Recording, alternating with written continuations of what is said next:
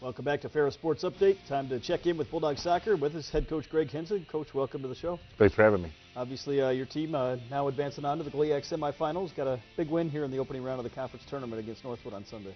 Yeah, you know, playoffs is always the start of the second season. It's always good to get started and be hot and rolling well at playoff time. And I think Sunday was definitely a case of that for us. We were able to kind of jump all over Northwood early and set the tone for that match and come away with a convincing 6-0 win. What's it been like for the last three matches? Have all been against Northwood? Two teams certainly know each other very well at this stage. Yeah, playing 3 times in 8 days is kind of a crazy, anomaly within the schedule. How the conference schedule worked out for us to play them back-to-back at the end of the year and then draw them in the playoffs on top of that. So, it was pretty easy in the scouting side of things, film and when looking at those aspects of it. But they tried to change things like a little bit from game to game, and we really just tried to focus on what we were doing and what had made us successful. And obviously, last Sunday we were able to get a 4-0 win against them at their place. And then Friday, a frustrating game. It's the way soccer can go sometimes, where you can do everything but score the goal, and then be able to come back and get the wins. I thought our players were hungry and showed the fight necessary to be successful at this time of year in terms of playoffs, and really was happy with the mentality and the effort and the attitude coming into the game. As we go to this weekend's highlights, we'll start with Friday's game. You mentioned the 4-0 win last week in Midland, and then you came back in one of those games where you certainly had the big advantage in total shots and just couldn't get the goal as they got the victory. Yeah, again, it's one of those situations in soccer. Sometimes the better team doesn't always win in the game of soccer, and that was the case on Friday, in my opinion. We did everything but score the goal, and they were able to score on us on a counter. And then they kind of went to a tactic of really kind of trying to defend off the rest of the game, and it worked for them. Their goalkeeper played very well. Defensively, they played hard. They worked very hard as a team, and they kind of forced us into taking some, I think, ill-advised shots and services and things that kind of took us out of our match when they kind of dropped in and parked the bus, so to speak. So we really focused on that going into Sunday. It was just kind of trying to learn from the mistakes that happened on us on Friday afternoon. Obviously, because of the snow, you had to play on the turf field. How does that change maybe the game for both teams when you move to the turf surface? Yeah, I mean, it doesn't really change too much. Obviously, the grass is a little bit more forgiving in terms of passes and through balls and things of that nature. It's going to play faster. It's going to play, a little bit more lively in terms of the ball and getting the ball on the floor and things of that nature. It's just one of those things. I think it's a mentality standpoint. We practice on that field almost every day, so it's just as much a home field advantage as the grass one next to it. But I tell you what, we're a much better team when we get on the grass, so we'd much rather be next door on the grass surface. You obviously had, as we mentioned earlier, a big advantage in total shots. Had some opportunities here. Had 14 corner kicks in the game. Just couldn't quite find that equalizer here in the second half.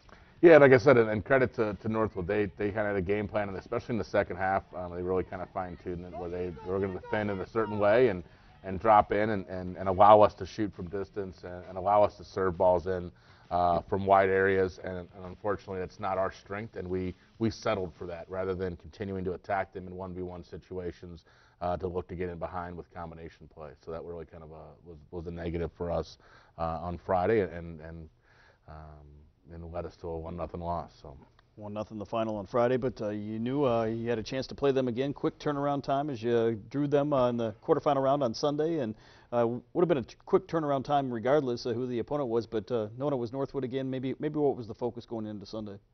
Yeah, really just coming out and wanting to set the tempo early. We've had trouble this season with slow starts, and we knew that the game against Northwood for the third time was really going to be dictated based on the start of the game. So we wanted to come out and set the tone early, get the early goal, and really remind them, hey, yeah, Friday was a fluke.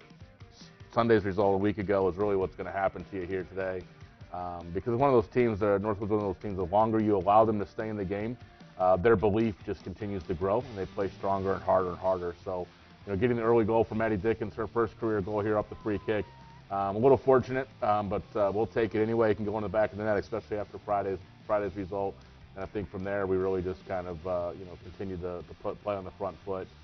They came out and played a little bit more defensive again to start the game and had to open things up in the second half. They switched formations to go to a more attacking formation and try to get back in the match, and it just opened up a lot of opportunities for us where we were able to score 4 more in the second half. So.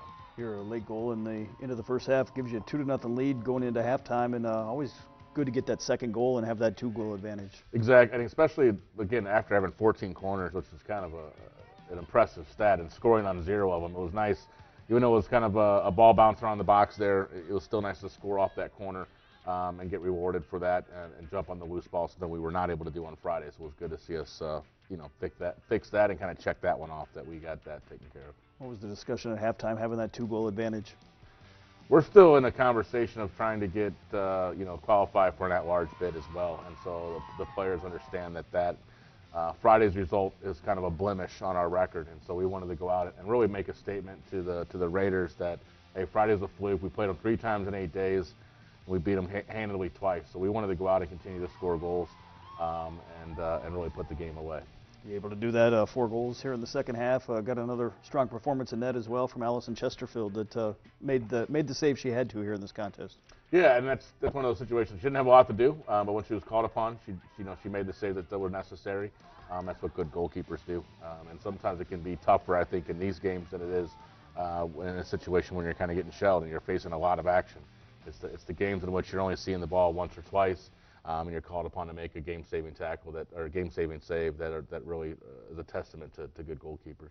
You advance on to the GLIAC semifinals and where you want to be at this stage of the year, and now you take on top-seeded Grand Valley State on Friday and second chance to face the Lakers here this season. And that's what we talked about immediately following the game was, we took care of the blemish from Friday in terms of our result Sunday afternoon, and now we've got another one that we feel wasn't our best performance the last time we played them, and an opportunity to again rectify a wrong, so to speak, when we go out there on Friday to play them. They're a great program. Everybody knows that. We know it. But we're going to go out and look to be the best team on Friday afternoon, and that's what we talk about all the time within the locker room. Be the best team on game day. History doesn't matter.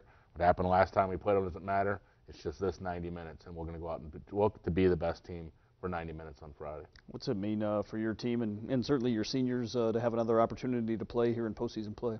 Yeah, I think it's tremendous. I mean, the weather's not great. Even today, we're getting a little bit more snow flurries out there, you want to have the opportunity to practice in bad weather, because that means you're still alive and you're still playing. So it's important for the whole team that we get to stay together for another week, and hopefully we can make it 2. We have aspirations to win the first GLIAC Tournament championship, and at some point to do that, you're going to have to play Grand Valley. So, at some point in that 3-game tournament, you're going to face them. So Friday's our chance, and we'll look to get that done. Well, Coach, congratulations on the regular season so far, and best of luck here as you take on the Lakers Friday at 5 o'clock in Allendale. Thank you very much. We'll be back with more Ferris Sports Update right after this.